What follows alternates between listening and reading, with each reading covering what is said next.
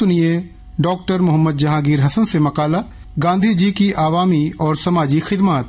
اس میں دو رائے نہیں کہ گاندھی جی ایک انٹرنیشنل شخصیت کے مالک تھے۔ ایک طرف انہوں نے ملکی سطح پر عوامی و سماجی خدمات انجام دیں تو دوسری طرف عالمی سطح پر پرامن ماحول، انصاف پسند اور مساوی حقوق کے علمبردار کے طور پر جانے گئے۔ ان کا اصل نام موہن داس کرم چند گاندھی تھا۔ ان کی پیدائش 2 اکتوبر 1869 عیسوی کو گجرات کے ایک ساحلی علاقے پور بندر میں ہوئی۔ وہ ایک متمول خاندان سے تعلق رکھتے تھے۔ ان کے والد کرم چند گاندھی پور بندر کے دیوان تھے، جبکہ ان کی والدہ پتلی بائی خالص مذہبی خاتون تھیں۔ والدہ پتلی بائی کے خالص مذہبی رنگ و آہنگ نے گاندھی جی کی زندگی کو بالخصوص متاثر کیا اور آگے چل کر یہی چیزیں اہنسا اور ست کی شکل میں ان کے وجود کا ایک اٹوٹ انگ بن گیا۔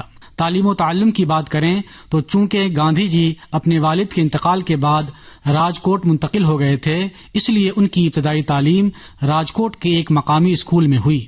1888 عیسوی میں قانون کی تعلیم کے لیے برطانیہ کا سفر کیا۔ اس وقت ان کی عمر 18 سال تھی۔ برطانیہ میں انہیں مغربی نظریات اور علم قانون سے روشناس ہونے کا سنہرا موقع ملا۔ گاندھی جی کی عوامی و سماجی خدمات کو دیکھا جائے تو چند چیزیں بطور خاص سامنے آتی ہیں۔ گاندھی جی کی مہمات میں قابل غور پہلو یہ ہے کہ انہوں نے ستیہ اور اہنسا کے اصولوں کو اپنی بنیاد بنایا۔ اپنے عمل و کردار سے عوام و خواص کو یہ پیغام دیا کہ تبدیلی اور انقلاب لانے کے لیے تشدد کی ضرورت نہیں ہے، بلکہ ستیہ کی راہ پر چلتے ہوئے پرامن طریقے سے بھی تبدیلیاں لائی جا سکتی ہیں اور حقوق حاصل کیے جا سکتے ہیں۔ گاندھی جی کہا کرتے تھے کہ ستیہ گرہ مضبوط لوگوں کا ہتھیار ہے اور یہ بہرحال ہر طرح کے تشدد کو روکتا ہے۔ ان کے اندر ستیہ گرہ اور اہنسا کا مضبوط تصور جنوبی افریقہ میں قیام کے دوران پروان چڑھا، جہاں وہ مسلسل 21 برسوں تک عدم تشدد، سچائی اور یقین کے ساتھ نسلی امتیازات کے خاتمے اور سماجی انصاف کے قیام کے لیے برسر پیکار رہے۔ گاندھی جی کی زندگی کا سب سے اہم واقعہ 1893 عیسوی میں جنوبی افریقہ کے اندر پیش آیا۔ ان کے ساتھ نسلی امتیاز برتا گیا اور اول درجے کا ٹکٹ ہونے کے باوجود انہیں ٹرین کے ڈبے سے باہر پھینک دیا گیا۔ نسلی امتیاز کا یہ واقعہ ان کی زندگی میں اہم موڑ ثابت ہوا۔ اس کے ٹھیک 1 سال بعد انہوں نے 1894 عیسوی میں انڈین نیشنل کانگریس کی بنیاد ڈالی۔ اس تنظیم کا مقصد نسلی امتیازات کا خاتمہ اور ہندوستانیوں کو ان کا حق دلانا تھا۔ پھر جب وہ 1915 میں جنوبی افریقہ سے ہندوستان واپس ہوئے تو دیکھا کہ ہندوستان میں بھی ٹیکس کے نام پر کسانوں، مزدوروں کے ساتھ امتیازی سلوک کیا جا رہا ہے۔ انہوں نے ہندوستانیوں کو منظم کیا، برطانوی جبر و ناانصافی کے خلاف آوازیں بلند کی اور 1917 میں چمپارن ستیہ گرہ جیسی کامیاب تحریک چلائی اور پھر 1918 میں گجرات کے اندر ٹیکس معافی کے لیے کھیڑا ستیہ گرہ کی قیادت کی۔ یہ دونوں تحریکیں ہندوستانی عوام کو لامبند کرنے میں سنگ میل ثابت ہوئیں۔ گاندھی جی نے ہندوستانی عوام کو غیر ملکی مصنوعات کے بائیکاٹ اور ملکی مصنوعات کے استعمال کی ترغیب دی۔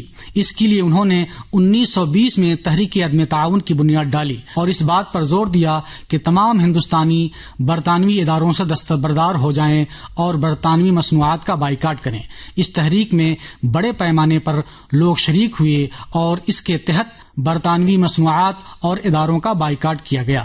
1930 میں گاندھی جی نے ڈانڈی مارچ شروع کیا۔ اس تحریک کے ذریعے نمک کی پیداوار اور اس کی فروخت پر برطانیہ کی اجارہ داری کے خلاف سخت احتجاج کیا گیا۔ اس تحریک نے برطانوی حکومت کی صرف غیر منصفانہ پالیسیوں کو اجاگر نہیں کیا بلکہ اس کے سبب ہندوستانی اور انٹرنیشنل ہر دو سطح پر تحریک آزادی کی بخوبی دھمک محسوس کی گئی۔ یہ ایک کامیاب تحریک ثابت ہوئی اور اس کے باعث برطانوی سلطنت کی بنیادیں ہل گئیں۔ 1942 میں گاندھی جی نے ایک اور اہم فیصلہ کن تحریک ہندوستان چھوڑو تحریک کے نام سے آغاز کیا۔ یہ تحریک کرو یا مرو جیسے جذبات پر مشتمل تھی۔ اس تحریک کو اگرچہ شدید جبر و تشدد کا سامنا کرنا پڑا لیکن اس تحریک نے ہندوستان کی آزادی کو بخوبی مہمیز کیا اور بالآخر 1947 عیسوی میں ہندوستان کی حتمی آزادی کا فیصلہ کن مرحلہ طے ہوا۔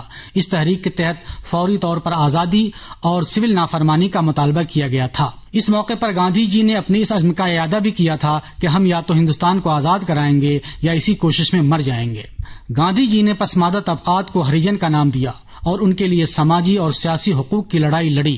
انہوں نے ذات پات کے نظام کے خلاف آواز اٹھائی اور پسماندہ طبقات کو معاشرے میں ایک مساوی رکن بنانے کی کوشش کی. اس کے لیے انہوں نے 1932 میں ہریجن سیوک سنگھ قائم کیا. ان کا ماننا تھا کہ بھید بھاؤ ایشور اور انسانوں کے خلاف جرم ہے. یہ انسانیت پر ایک بدنما داغ اور دھبا ہے. گاندھی جی کا ماننا تھا کہ خواتین کو کمزور جنس کہنا محض ان کی توہین نہیں بلکہ ان کے ساتھ سخت ناانصافی ہے. انہوں نے خواتین کے حقوق کی حمایت کی اور ان کی حوصلہ افزائی بھی کی کہ وہ تحریک آزادی اور سماجی خدمات میں بڑھ چڑھ کر حصہ لیں. گاندھی جی کی ترغیب و تحریک پر ہندوستان چھوڑو تحریک میں بہت ساری خواتین نے حصہ لیا اور اپنی شجاعت و بہادری سے برطانیہ حکومت کے دانت کھٹے کر دیے. انہوں نے اس بات پر بھی زور دیا کہ خواتین کو برابری کے حقوق اور تعلیم کے مواقع ملنے چاہیے. اس کے ساتھ ہی انہوں نے بچیوں کی کم سنی میں شادی کی مذمت کی اور بیوہ کو دوبارہ شادی کرنے کے لیے وکالت کی تاکہ خواتین جو بیوگی کے جہنم میں جل بھن رہی ہے وہ ایک خوشگوار زندگی گزار سکے. گاندھی جی نے ہندو اور مسلمان کے درمیان اتحاد کو فروغ دیا اور انہیں بین المذاہب ہم آہنگی اور اخوت کا درس دیا. گاندھی جی کے خیال میں سیکولرزم ہندوستان جیسے جمہوری ملک میں بہت ہی ضروری ہے. ان کا ماننا تھا کہ ریاست کو تمام مذاہب کے ساتھ یکساں سلوک کرنا چاہیے اور کسی بھی ایک مذہب کو ترجیح نہیں دینی چاہیے. مذہب انسان کی ذاتی زندگی کا حصہ ہے اور حکومت کو اس میں مداخلت نہیں کرنی چاہیے. ان کے مطابق ایک سچی سیکولر ریاست وہ ہے جو ہر فرد کو اس کے مذہب پر عمل کرنے کی آزادی دے اور تمام مذاہب کا احترام کریں تاکہ سبھی اہل مذاہب محبت و الفت اور آپسی بھائی چارے کے ساتھ زندگی بسر کر سکیں. گاندھی جی نے دیہی ترقی کو کافی اہمیت دی اور گاؤں کو خود کفیل بنانے کے اصولوں پر بخوبی زور دیا. انہوں نے پنچایت راج اور دیہی صنعتوں کو فروغ دینے پر زور دیا. گاندھی جی کا ماننا تھا کہ ہندوستان کی حقیقی روح اس کے دیہات میں بستی ہے اور ملک کی ترقی کا راستہ دیہی علاقوں کی خوشحالی سے ہو کر گزرتا ہے. ان کے مطابق جب تک دیہی علاقوں کی ترقی نہیں ہوتی اور وہاں کے لوگوں کی زندگی بہتر نہیں ہوتی ملک کی مجموعی ترقی ممکن نہیں. ان کا یہ بھی خیال تھا کہ اگر گاؤں اپنی ضرورتوں کو خود پورا کرنے لگیں تو وہ معاشی طور پر مضبوط بن سکتے ہیں. بہی سبب انہوں نے مقامی صنعت دستکاری اور کھادی کپڑوں کے استعمال کی ترغیب دی. ان کا واضح پیغام تھا کہ ملک سے غربت کو اسی وقت خاتمہ کیا جا سکتا ہے جب دولت کی منصفانہ تقسیم کی جائے. ان کا خیال تھا کہ سرمایہ کا ارتکاز محض شہروں اور چند ہاتھوں میں نہ ہو بلکہ وہ گاؤں اور دیہی عوام تک بھی پہنچے. انہوں نے زراعت کے جدید طریقے اپنانے کی اور زمین کی پیداواری صلاحیت کو بڑھانے کی وکالت کی. ان کا ماننا تھا کہ کسانوں کو جدید زرعی معلومات بیج اور کھاد فراہم کر کے ان کی زندگی میں بہتری لائی جا سکتی ہے. گویا گاندھی جی ایک ایسا ہندوستان چاہتے تھے جس کے گاؤں خود کفیل خوشحال اور ترقی یافتہ ہوں اور جہاں غربت کا نام و نشان نہ ہو. گاندھی جی نے صاف صفائی کو بھی اہم سمجھا اور لوگوں کو اپنے آس پاس کے ماحول کو صاف ستھرا رکھنے کی ترغیب دی. وہ خود بھی صفائی کے کاموں میں حصہ لیتے تھے اور لوگوں کو صحت مند طرز زندگی اپنانے کا درس دیتے تھے. مثلا ان کا ماننا تھا کہ انسان کو اپنی ذاتی صفائی پر خصوصی توجہ دینی چاہیے کیونکہ ذاتی صفائی صحت مند رہنے کی بنیاد ہے. انہوں نے اپنے آشرموں اور اپنے سفر کے دوران ہمیشہ اس بات پر زور دیا کہ ارد گرد کا ماحول صاف ستھرا ہونا چاہیے. وہ گندگیوں کو بیماریوں کی جڑ مانتے تھے اور چاہتے تھے کہ ہر فرد اپنے آس پاس کے علاقے کو صاف ستھرا رکھے. باتھ روم کی صفائی بھی ایک بڑا مسئلہ تھا تو انہوں نے اس پر بھی کافی توجہ دی. ان کا ماننا تھا کہ اگر باتھ روم صاف نہ ہو تو بیماریوں کا پھیلنا زیادہ آسان ہو جاتا ہے. اس لیے انہوں نے اس طرف خاص توجہ دلائی کہ ہر شخص اپنے باتھ روم کی صفائی خود کرے اور اسے کسی مخصوص طبقے کے لیے محدود نہ رکھے. صاف صفائی کو قوم پرستی سے بھی انہوں نے جوڑ رکھا تھا. ان کا ماننا تھا کہ ایک صاف ستھرا ہندوستان تبھی وجود میں آ سکتا ہے جبکہ ہم صاف ستھرے کو اہمیت دیں اور ایک آزاد ہندوستان کی بنیاد صاف صفائی پر رکھیں. اس کے لیے انہوں نے مختلف مواقع پر صفائی کی تحریک بھی شروع کی جن میں اپنے ماننے والوں کو صفائی کی اہمیت سے باخبر کیا اور عملی طور پر صاف صفائی کی طرف رغبت دلائی.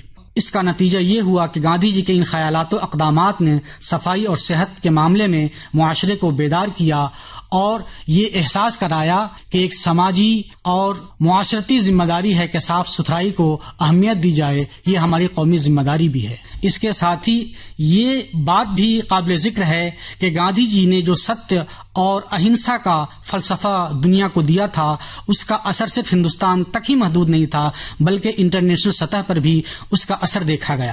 مثلاً امریکی رہنما مارٹن لوتھر کنگ جونیئر نے امریکہ میں موجود نسلی امتیاز کے خاتمے کے لیے ستیہ اور اہنسا کے اصولوں کو ہی اپنا بنیاد بنایا تھا۔ مارٹن لوتھر کا کہنا تھا، مسیح موعود نے ہمیں اہداف دیے اور گاندھی جی نے ہمیں حکمت عملی دی۔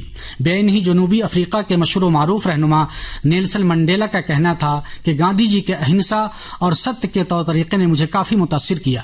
نیلسن منڈیلا کی جد و جہد بتاتی ہے کہ انہوں نے بھی نسلی امتیازات کا سامنا کیا اور گاندھی جی کی طرح اہنسا اور ستیہ کی راہ پر چلتے ہوئے تمام تر نسلی امتیازات کی دیواریں منہدم کر دیں۔ خلاصہ کلام یہ کہ گاندھی جی کی عوامی و سماجی خدمات کا دائرہ بہت ہی وسیع تھا اور انہوں نے محض تحریک آزادی میں اہم کردار ادا نہیں کیا بلکہ سماج و معاشرے میں بھی بہت ساری اصلاحات کی اور عالمی سطح پر سیاسی و سماجی تحریکات کو بخوبی متاثر کیا۔ اس طرح ہم پاتے ہیں کہ گاندھی جی کے ستیہ اور اہنسا سے لبریز عوامی و سماجی اصلاحات اور شہری حقوق کے اصولوں نے دنیا پر اپنے انمٹ نقوش چھوڑے، اور سچ تو یہ ہے کہ ان کی تعلیمات و فلسفے آج بھی عالمی پیمانے پر سماجی انصاف، حقوق و مساوات اور امن و آشتی کی بحالی کے لیے بالخصوص محرک ہیں۔